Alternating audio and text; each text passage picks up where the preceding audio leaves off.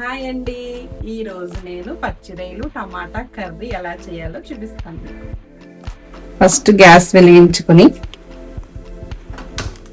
Cooker పెట్టుకోవాలి. Oil వేసుకోవాలి. Oil వేడెక్కింది, ఇప్పుడు రొయ్యలు వేసుకున్నాం. రొయ్యలు వేపిన తర్వాత ఉల్లిపాయ పచ్చిమిరపకాయ ముక్కలు వేసుకున్నాం. నెక్స్ట్ ఉప్పు వేసుకోవాలి.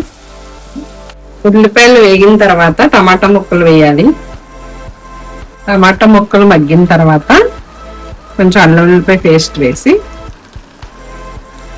కలపాలి. పసుపు, మసాలా, ధనియాల పౌడర్, కారం, నెక్స్ట్ జీలకర్ర పౌడర్, నెక్స్ట్ కొత్తిమీర వేసుకోవాలి. నానబెట్టుకున్న చింతపండు కొంచెం పులుపు వేసుకుంటే చాలా టేస్ట్గా ఉంటుంది కూర. మూత పెట్టేసుకుందాం.